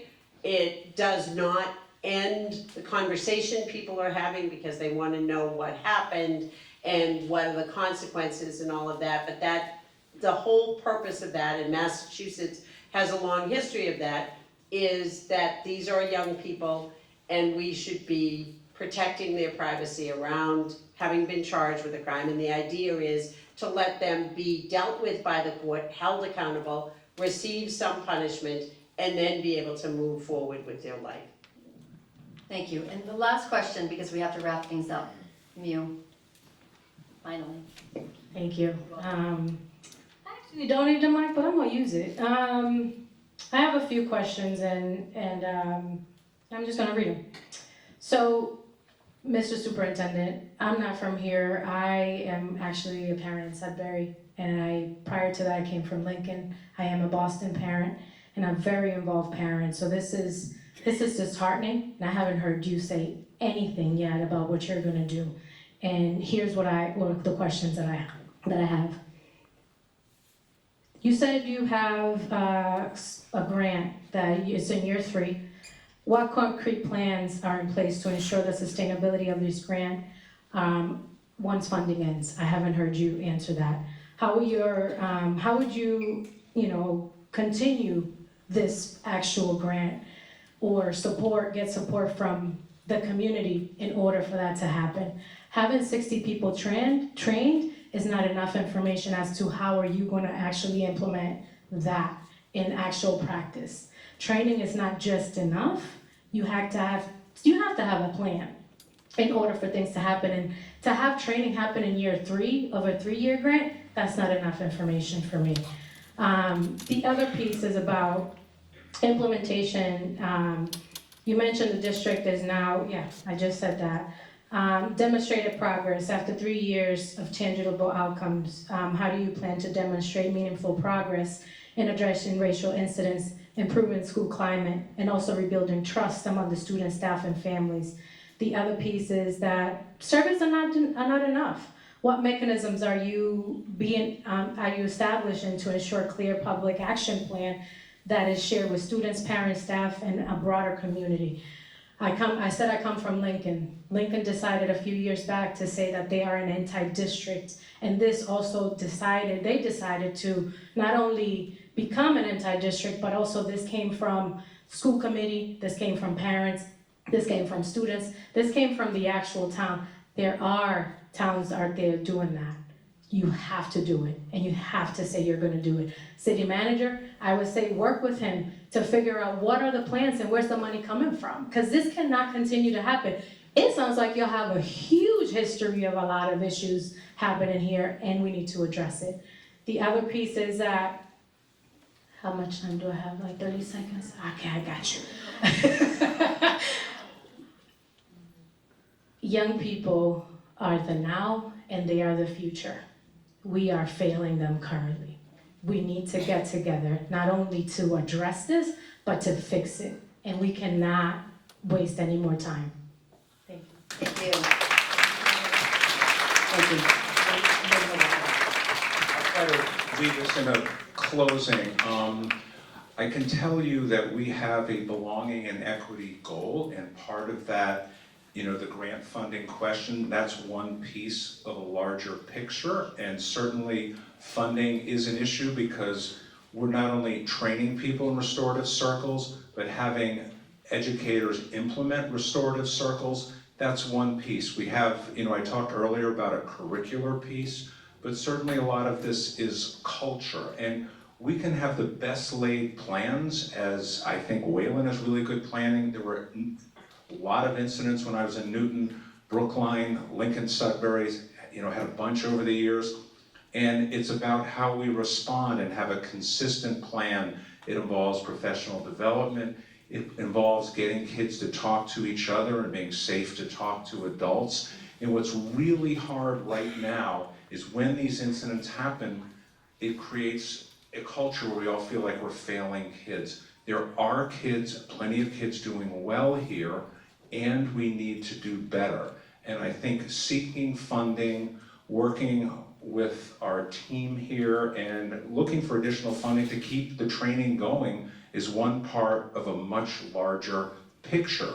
And what you can expect from us is continued work on these goals. I've said goals that involve belonging and equity and racial justice, they're permanent goals. They need to be permanent. I mean, our issues have been going for hundreds of years. We're not going to solve them overnight, but having things in place curricularly, culturally, and connecting students to other students and a community is what it takes. And we will certainly communicate more about this because I get the concern, which is justified because I've been in your seats in another district as a parent, and we really want to do better, and I feel like there are really committed people in the Wayland Public Schools, and that is a really good news story, which many of you know.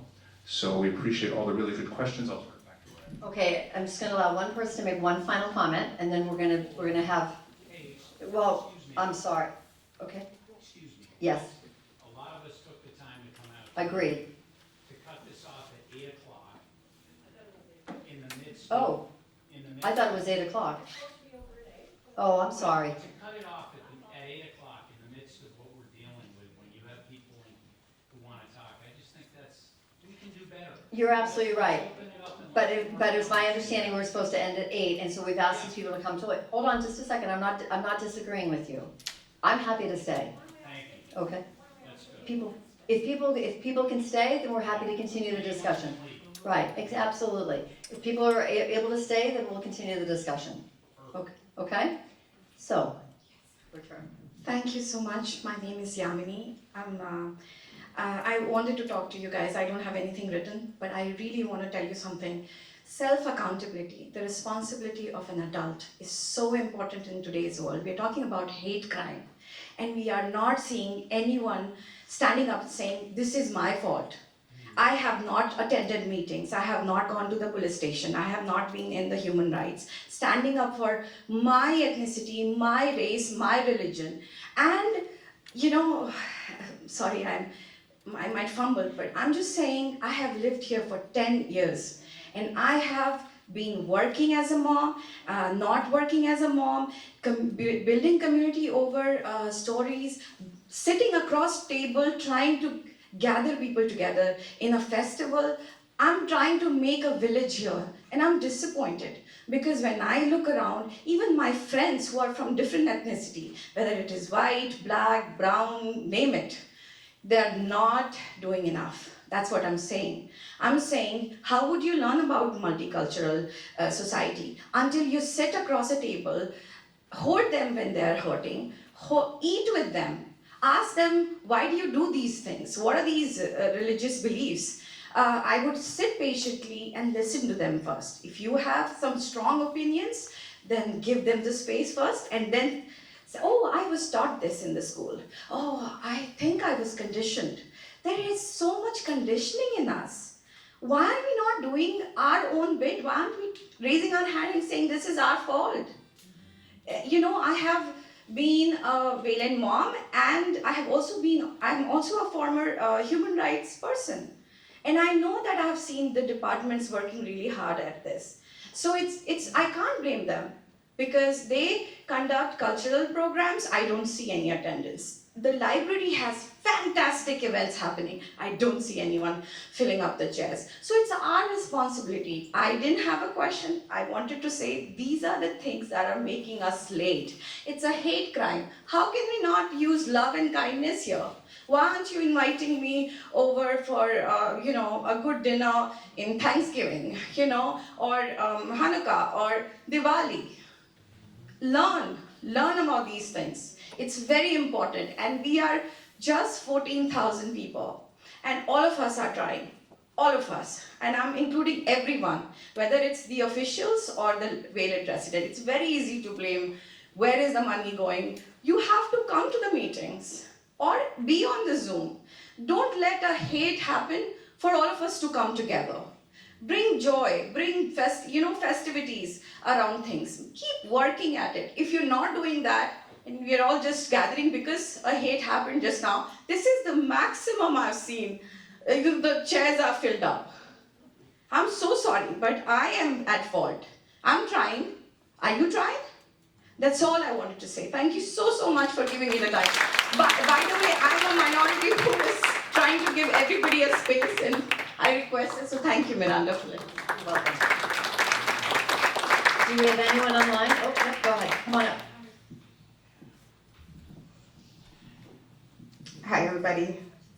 Thank you for coming. I just want to share something I wrote. I am deeply saddened and outraged to address the hurt and pain that we as a community are experiencing after yet another racially motivated incident. My child was targeted by an act of cruelty that cannot be dismissed as mere childish behavior. This is not a matter of kids being kids. It is a painful reminder of the realities that many children face because of the color of their skin. Since moving here 4 years ago, we have endured this type of targeting not once, but twice. It is a heart-wrenching experience to witness your child subject to such hate. Our hearts ache for my son and others who look like him, who deserve the right to feel safe and secure in their own school environment and where we live. A week's suspension is not enough for the children who did this to my son. This wasn't a harmless prank or a consequence of poor choices. This act embodies hate and violence, revealing a deeply ingrained issue that we must face head on. We cannot allow this to be brushed aside, ignored, or overshadowed by another meeting or communication that fails to confront the gravity of the situation. Or a survey. It is unacceptable for my son or any child to feel safe in the very place that is meant for learning and growth. The student involved should not have to share classrooms or hallways with those who wished him harm. This is not the safety that we claim to uphold, nor is it a reflection of the accountability we should demand. Wayland must take a stand. We need to set a clear precedent that racism and hate crimes will not be tolerated in any form. Collective action is crucial. We cannot afford to diminish the seriousness of the incidents. It is our responsibility to foster an environment and respect of understanding for everyone, ensuring that hate has no place in our community. Let us unite to ensure that our schools are safe and nurturing spaces for all students. Together, we can confront the challenge and work together for a meaningful change. It's time to commit ourselves to a future where our children can thrive without fear of prejudice and violence. We must do better, Wayland.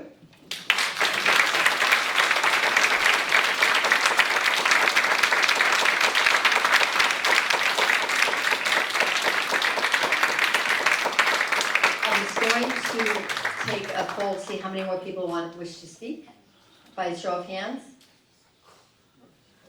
There's only 3 more. Okay.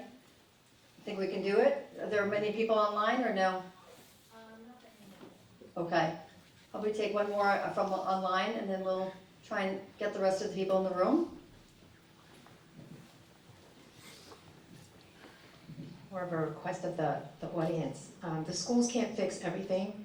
Curious if some parents in the room could share how they're enacting anti-racist practices with their children. Did everyone hear that? It's a question for the parents in the room, how they are ensuring anti-racist practices at home, if anyone wishes to address it.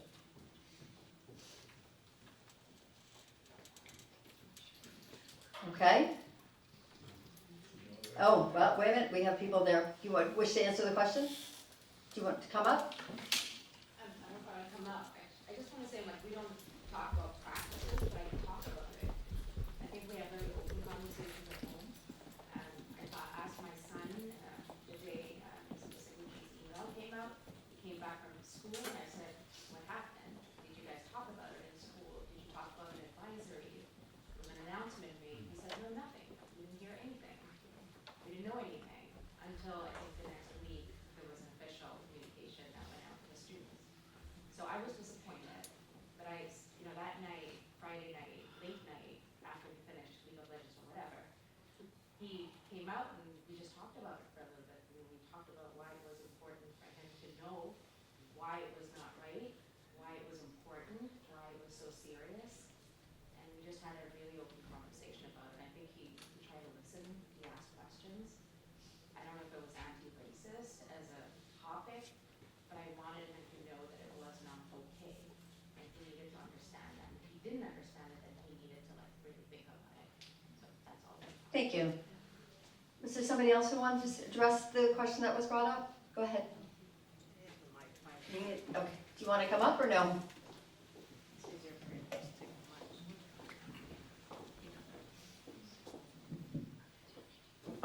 I think the question was what we do to address or enact anti-racism. Parents are joining home.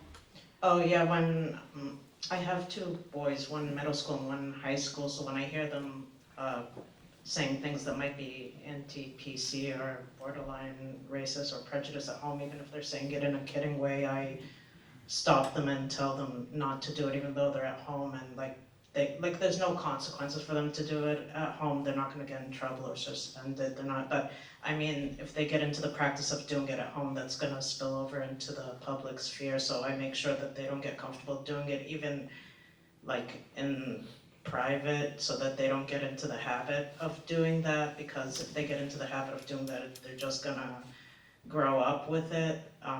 So it's important just to cut off that bad behavior, and to the district, like, you're doing a disservice not just to the student who was targeted, but also to the perpetrators. If you're just giving them a slap on the wrist for what they've done, you're sending them the message that this is acceptable behavior and that the consequences are mild. And if you're worried about ruining their future, when they get into college or the adult working world, once they turn 18, there's no such thing as they're a minor or privacy concerns. If they start perpetrating these things and at a larger level, like they're adults and they'll be tried as adults, they need to get the message from now, and it's better that they get the message from now, even with serious consequences, that this isn't acceptable, because the consequences are much harsher in the adult world for this kind of behavior. Thank you. Anybody else?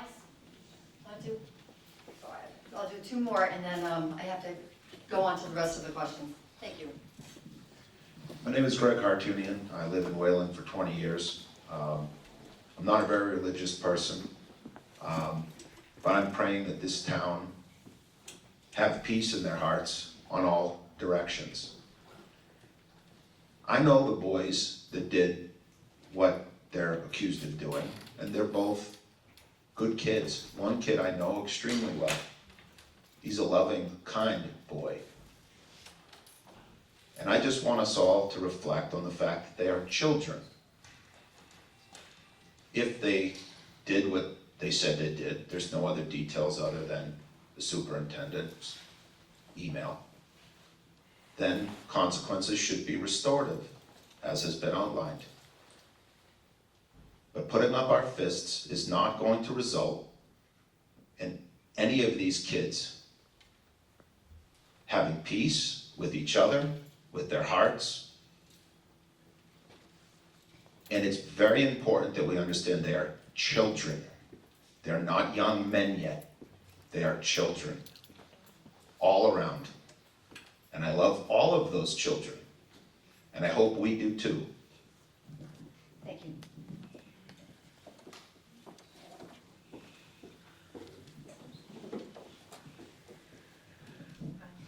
My name is Katrin Schlieve, and I just wanted to respond to what we've done in our family. Last year, the administrators in some schools brought forth the idea of reading the book called Accountable. I don't remember the author's name. And both my husband and I read it. And we talked at length to our children at the time. That book was very emotional for us. It was shocking. And now this incident has reminded us tremendously. For us, there are some parallels to that story that happened in Albany, California, in a high school, that in a community that's not terribly dissimilar to ours. And so we've had lots of conversations, but that book was a starting point in our house with 2 high schoolers. So if other parents are interested, that is a good starting point to read with your kids. Thank you. Now, I'd like to, there were some more questions too. I have to be conscientious of time here, okay? Anybody else have you've been waiting patiently. Okay, would somebody else like to come up, or do you want me to go to the back? What do you want to do, people? Yes, no, I'm going to the back, I'm walking. And then I'll get to you afterwards, and then you as well. Here you go. Thank you. I have a question or a suggestion, I guess. I think part of what's missing here is honesty and labeling things as they are. And I think that we can have great plans. I also want to do a caveat about restorative justice, because having worked in many schools as a school adjustment counselor, I think restorative justice used as it's meant to be is an amazing tool, but it's often used as an excuse for lenience, and I just really want to make sure that that's not what happens here.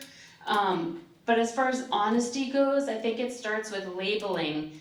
You know, I don't think we need more assemblies about empathy and belonging. I think we need to be honest with 14 to 18-year-old children that if we don't want to do them a disservice and we want to be the adults and we want to own what's happening with this culture, we need to acknowledge that the amount of racism, sexism, misogyny is huge. And if we were to do it, not look at the adolescent Metro West Health Survey, but actually talk to the individual students, particularly students of color and other minorities in this community, I think we would see a very different picture about what safety looks like.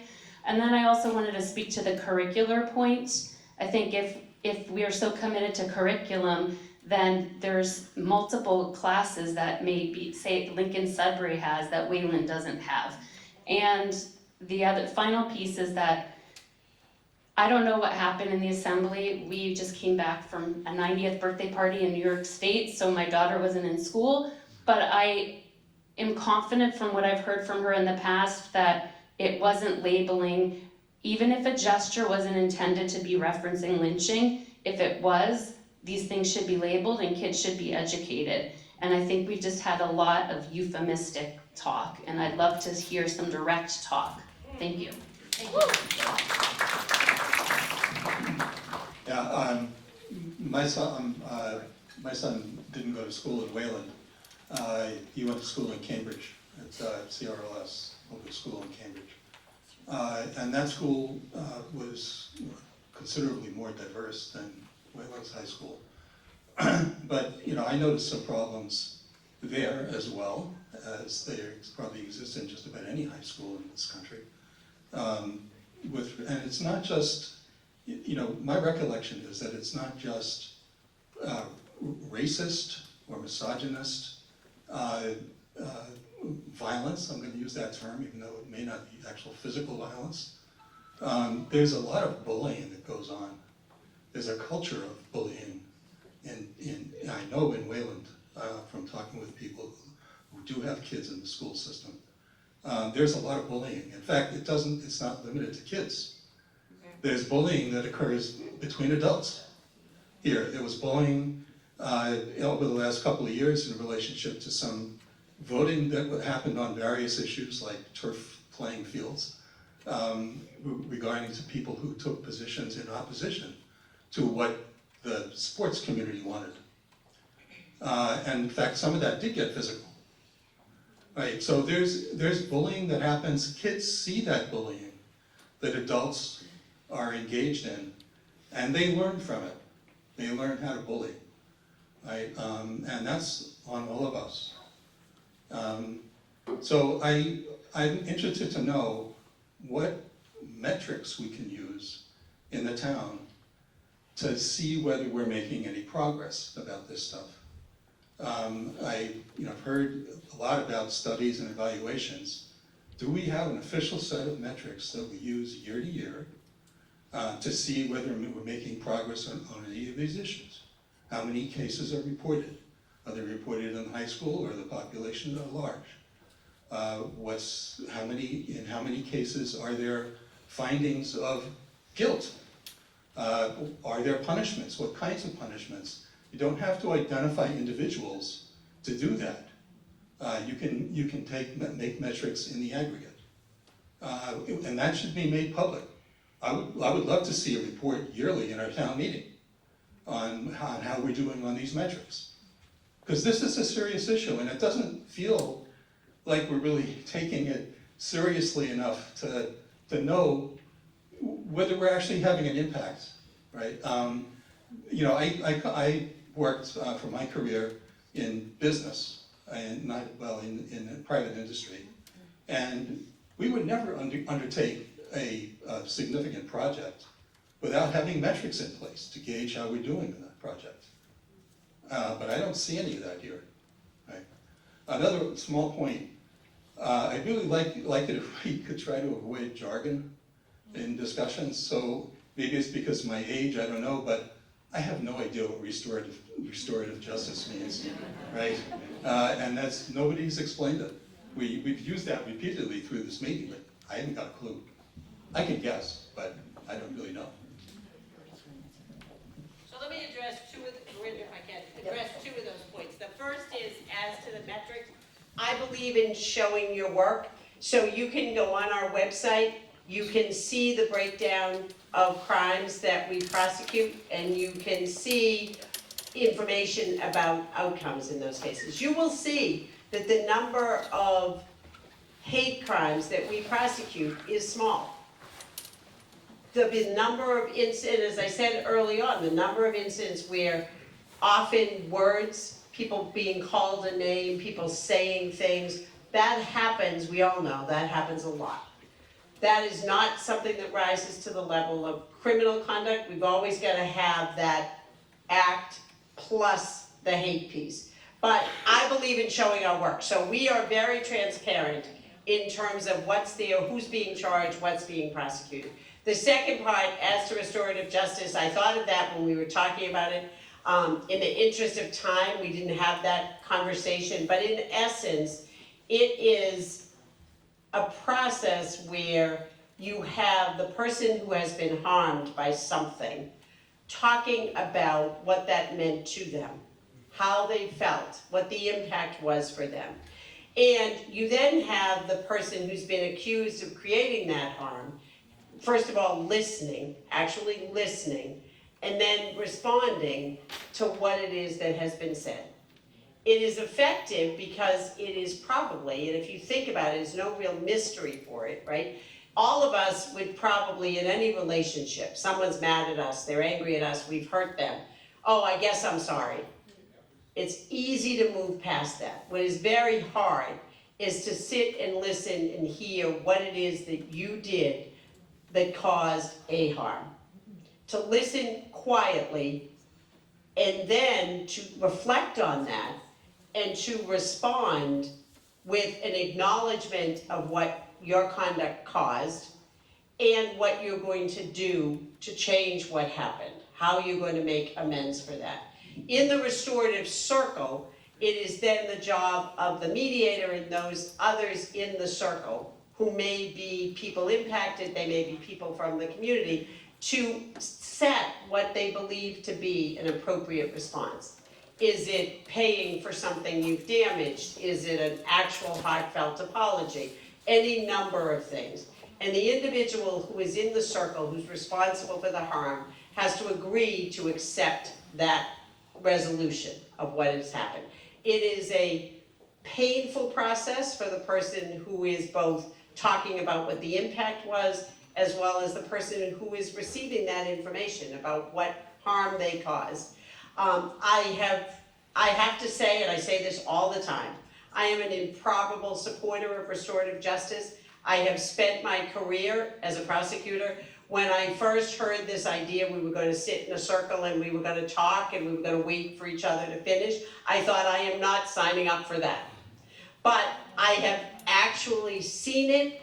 I don't think you can fully understand it if you don't actually see it. There are lots of circles online and things that you can watch. But it is what I talked about earlier. It is that actual transformation of people's hearts. Having to really own what they've done, the harm they have caused. It is something of value to people who've been victimized as well. I'll give you a simple example. Your house gets broken into. We've apprehended the person who broke into your house.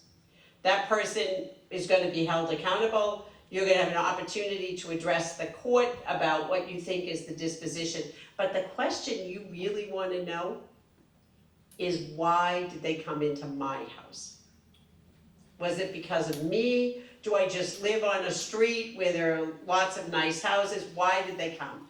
The traditional court process, which is good at many things, cannot get you that answer. Because we cannot compel somebody who's been charged to tell you why they went in your house.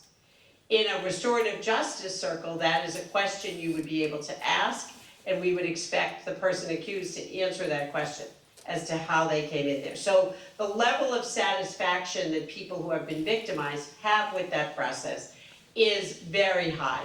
It is not something that we do in lieu of other accountability.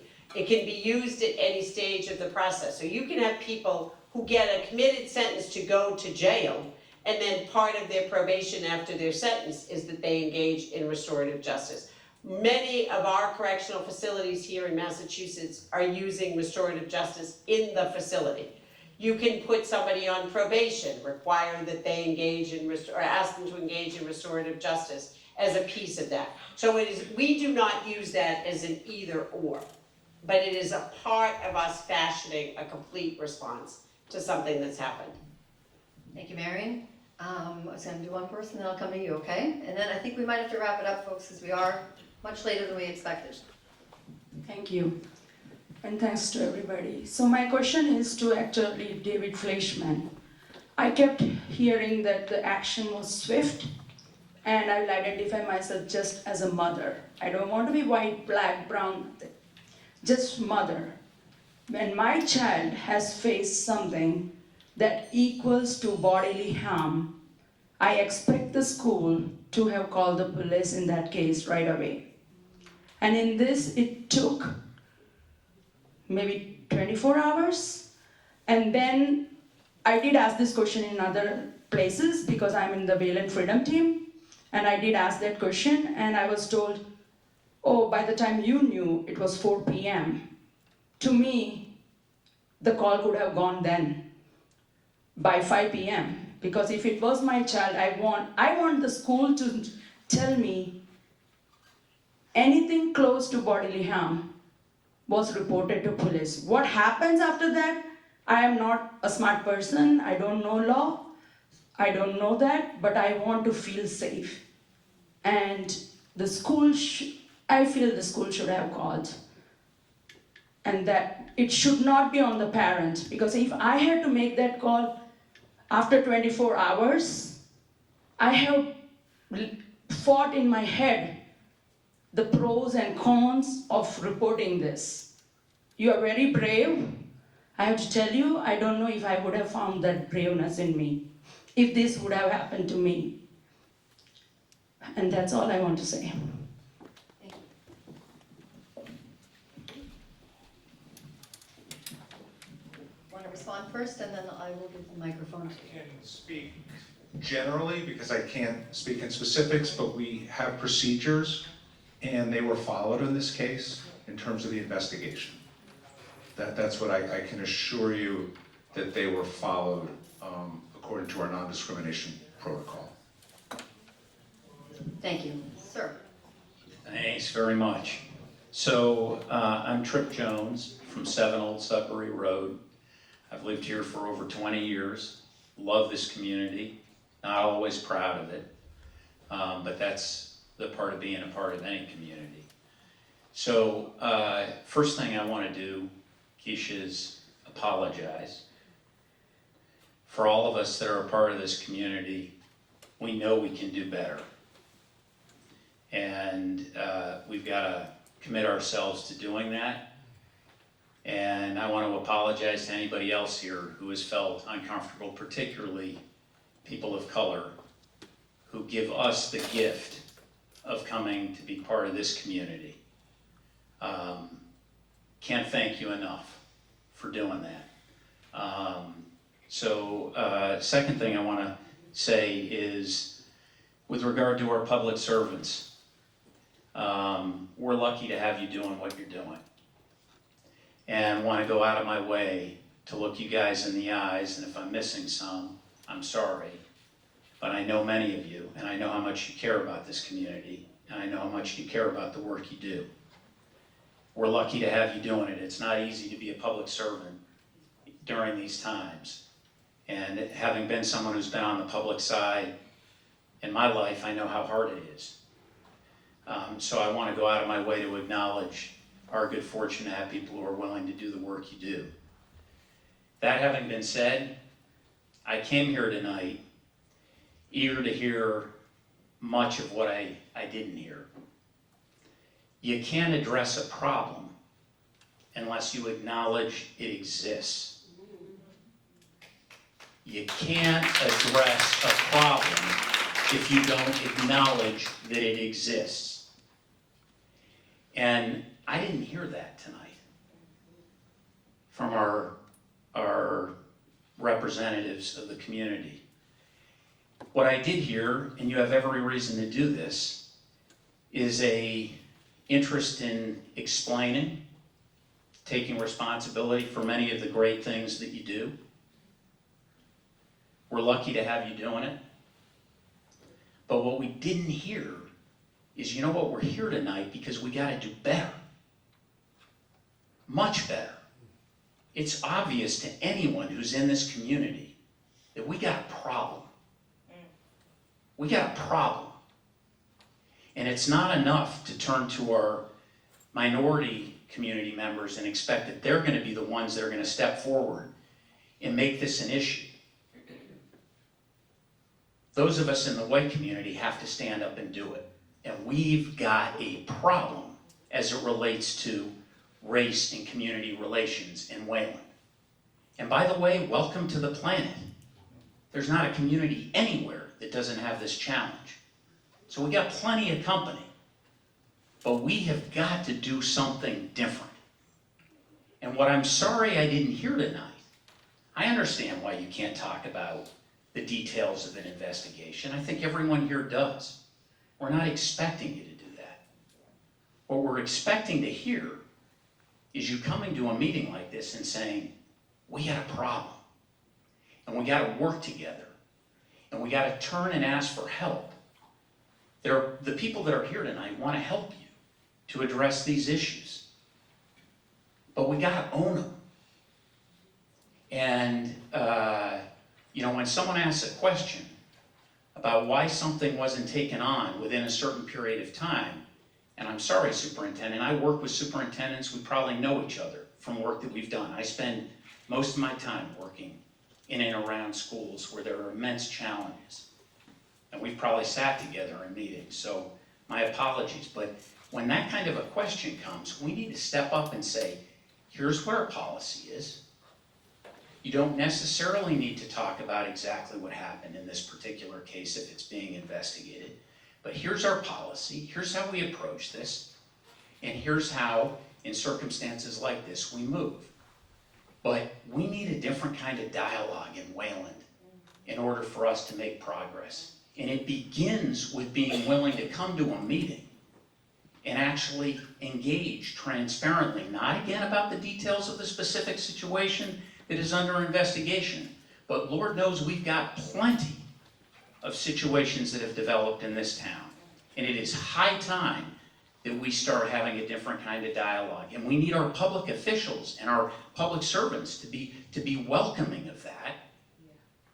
And we know for those of us that have been parents and have had the gift of working with you wonderful educators in this community, we know there's a need to have a different kind of dialogue. So thanks for letting me run on. Thanks for letting me push to keep this open.